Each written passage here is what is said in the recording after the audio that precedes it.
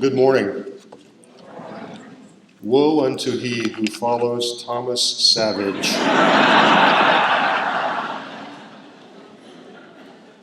I must have been very bad at one point in my life, but it's truly delightful to be here. This feels very much like a family reunion, seeing so many people who are so passionate about the subject and, of course, about the place and about the institution.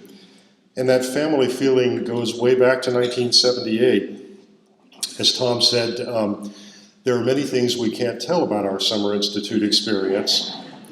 But as he also said, I was a newly minted husband and unused to having a wedding ring on my finger. And I kept taking it off because it was odd to have something there. And our class was standing in front of Home Moravian Church, which you know is on a hill. And I dropped it. Well, all the women in the class, recognizing me as a new husband, became kind of a protective army around me. And as I stood there watching my wedding band roll down the hill toward the storm drain, with my mouth hanging open, frozen in fear, every woman in the class dashed after that ring. And it's still here today. Well, MESDA has had an enormous impact on every medium in Southern decorative arts. Metals, ceramics, textiles, paintings, drawings, iron, everything. But my assignment today is to focus on Southern furniture, and especially since the landmark 1952 exhibition at the Virginia Museum of Fine Arts. I'm going to do that by looking at trends in research, publication, museum acquisitions, and to a small extent the marketplace. Now you'll hear lots of repetition in all these talks today, and here goes a little bit for me. If you harbor an interest in Southern furniture studies, you already know that research on the topic was late in arriving. But when it finally burst onto the American decorative arts scene at mid-century, MESDA played the starring role. To begin that tale, as you probably suspect, we must go back to 1949 and the first Colonial Williamsburg Antiques Forum. This is an old story. You've heard it before, but it's essential prologue. Joseph Downs, curator of the American Wing at the Metropolitan Museum of Art, addressed the first audience at the Antiques Forum on the subject of regionalism in American furniture. During the question and answer series that followed, someone reportedly asked why in his presentation on regional furniture style in America, he had spoken only of the North.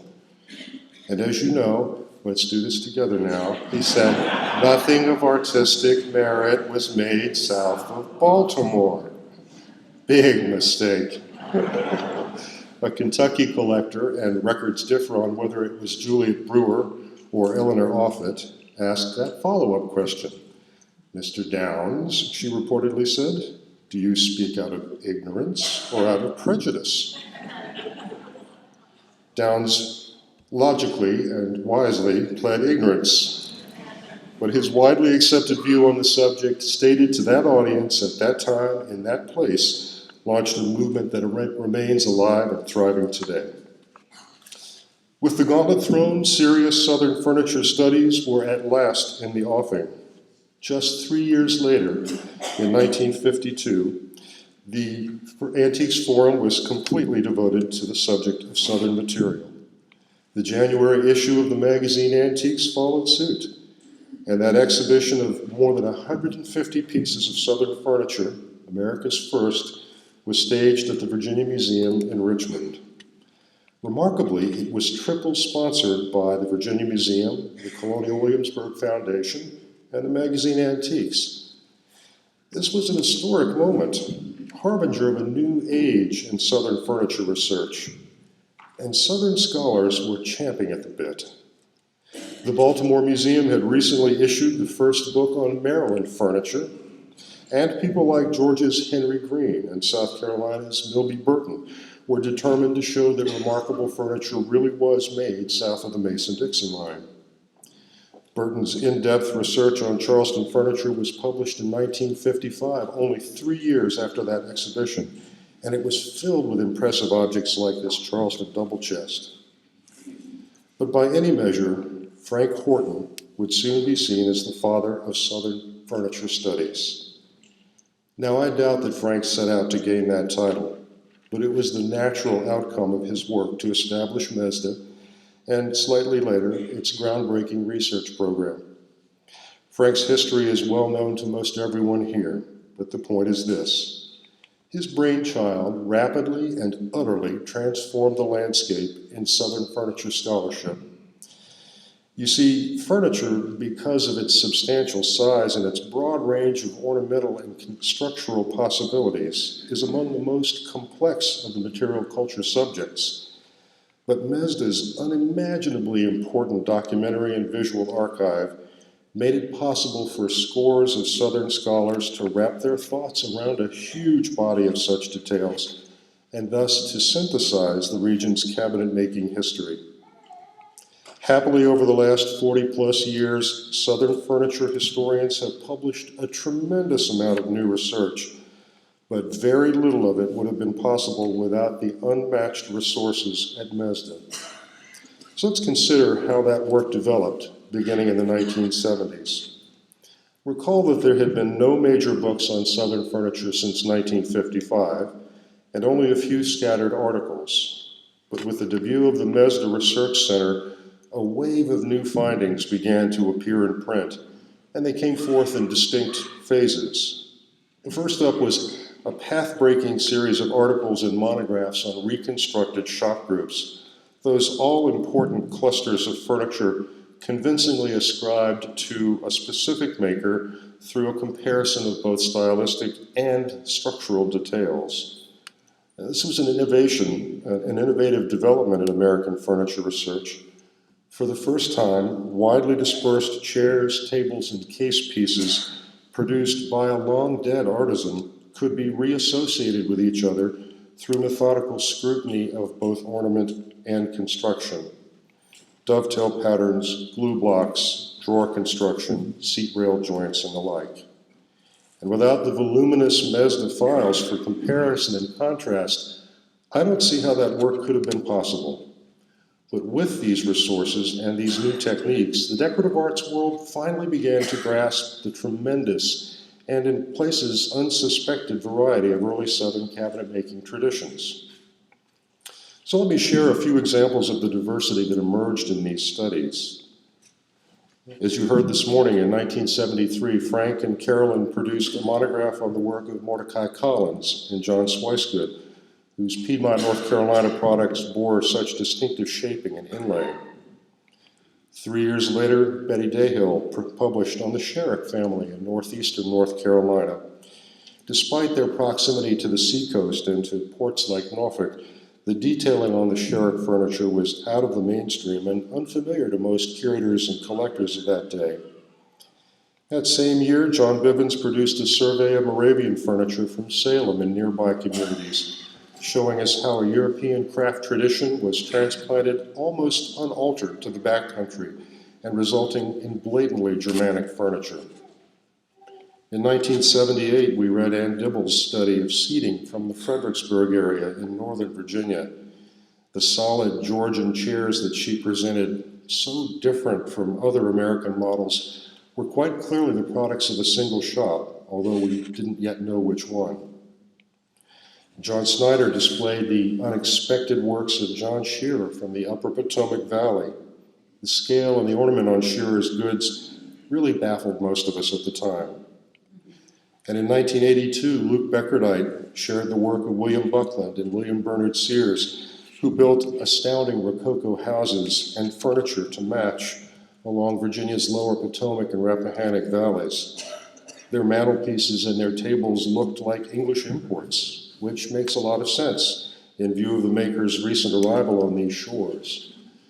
Indeed, one of the things that stuck out so clearly about these and many other articles published in those years was that this furniture so little resembled other American work. It had a character all its own, which in hindsight was a clear reflection of the distinctive peoples and places and times that produced it.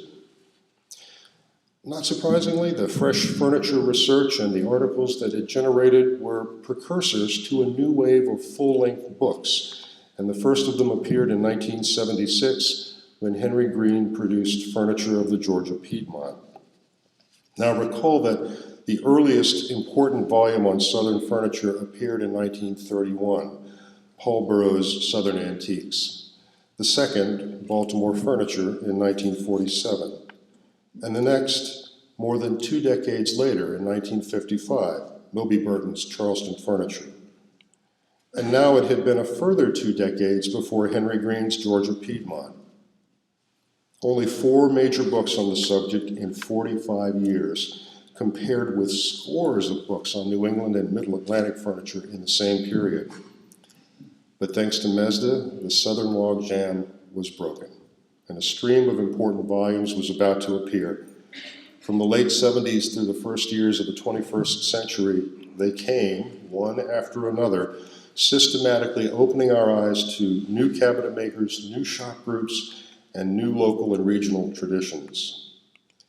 Next after Georgia Piedmont was Wallace Gussler's Furniture of Williamsburg in Eastern Virginia, the first book-length study to rely heavily on construction analysis for reconstituting shop groups. It was full of striking goods like this Norfolk, Virginia desk and bookcase. Wallace's book was followed in 1982 by Raised Panel Furniture from the Eastern Shore of Virginia by Gordon Lohr and Jim and Marilyn Melker, still the last word on the subject. 2 volumes on Maryland furniture followed in short order. Greg Weidman's Furniture in Maryland documented goods like this remarkable Georgetown desk and bookcase, while Bill Elder and Lou Bartlett told us about John Shaw of Annapolis and the very unusual goods he produced there. About the same time, John Bivens' sweeping Furniture of Coastal North Carolina appeared and reconstituted a full dozen shop groups, including that of Thomas White in Quemmons County. In the same year, the Atlanta History Center and Deanne Levison gave us Neat Pieces, the plain-style furniture of 19th century Georgia, filled with objects like this corner cupboard in figured walnut.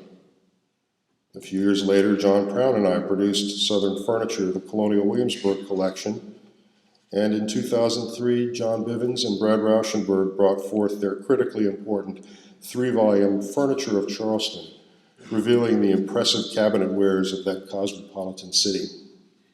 And remember that all of these books, all of them, relied heavily on MESDA's resources. Of course, to no one's surprise, these publications came from institutions and scholars in the South. There was still little interest in the subject outside the region, and quality in the field as a whole was still often measured against Northern standards. If a piece didn't exude Boston or Philadelphia style, it was likely to be dismissed by the mainstream decorative arts community. Joseph Downs' 1949 assessment, "Nothing of artistic merit was made south of Baltimore," continued to resonate for most Northern scholars. So as late as the 1990s, a new book from a respected Northern institution that shall remain nameless featured lengthy chapters on the furniture of Boston and New York and Philadelphia, but lumped Williamsburg and Charleston together in a brief afterthought. And even that opened with this statement: most furniture in the South, especially of any artistic or stylistic consequence, must have been imported. And yes, this was the 1990s. Southern furniture historians were incensed, but such pronouncements from outside the region were at last becoming the exception rather than the rule, largely thanks to MESDA, which was becoming more widely recognized in the field with every passing year. And what about museum collecting during this period? The 1970s, 80s, and 90s? Institutional acquisition of Southern furniture was confined to the South, but choices were shaped by recent discoveries associated with the new publications, nearly all fueled by MESDA's Research Center and the books that it made possible.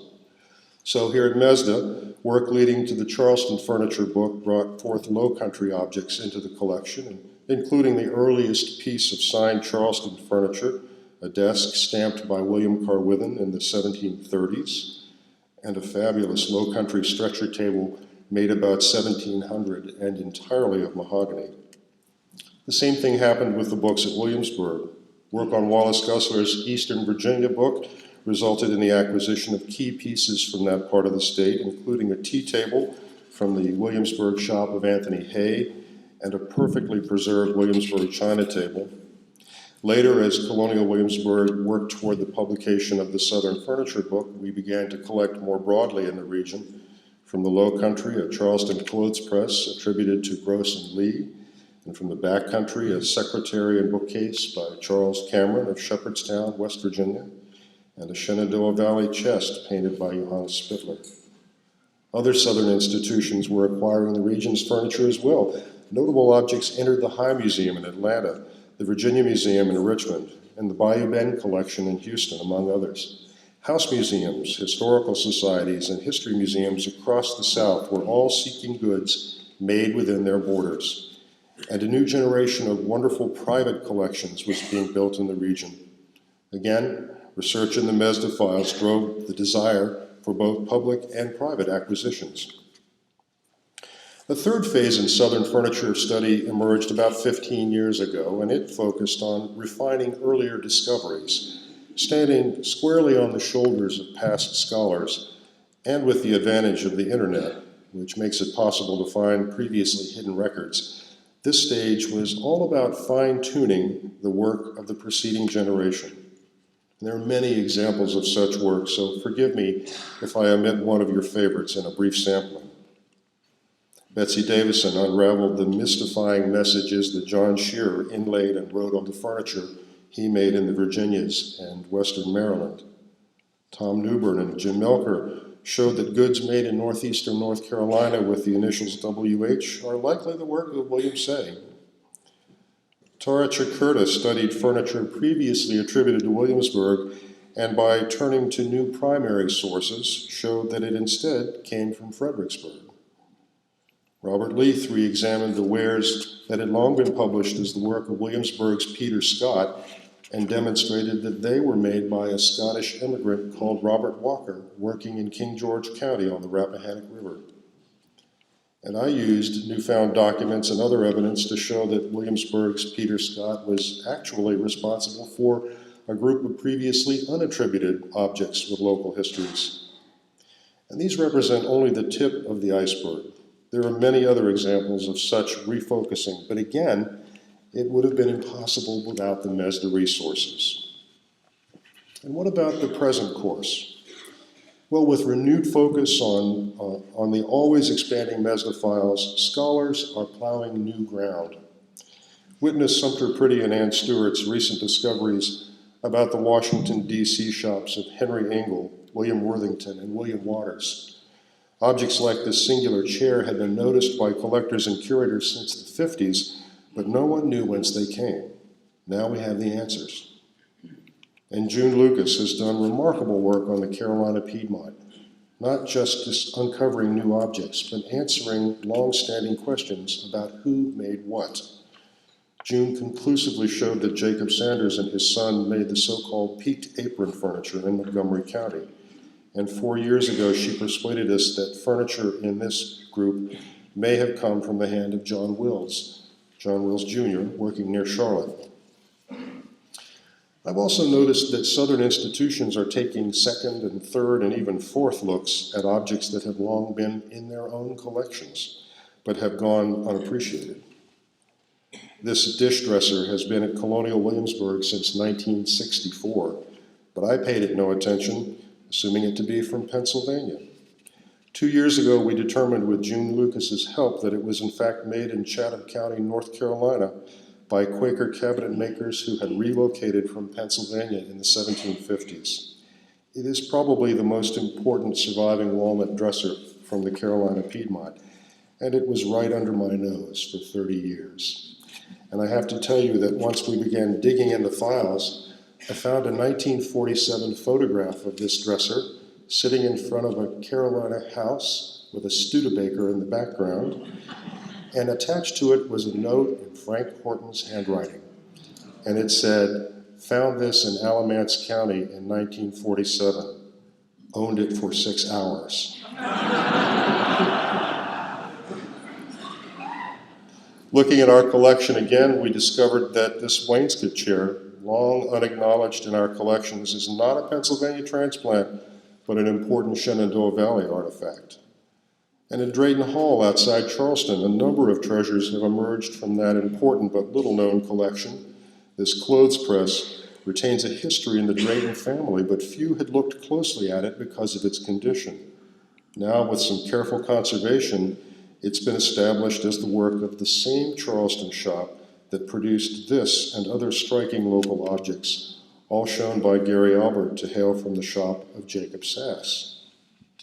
Of course, the newly plowed or about to be plowed fields aren't just those along the coast, not by a long shot. Over the last decade, and with the help of the MESDA Research Center, students of Southern furniture have been increasingly turning to the fertile backcountry, or as some of my friends there prefer to call it, the inland South. The Western Carolinas, upcountry Georgia, Tennessee, Kentucky, and inspired by these discoveries, some are going even further afield to Alabama, Mississippi, and Louisiana.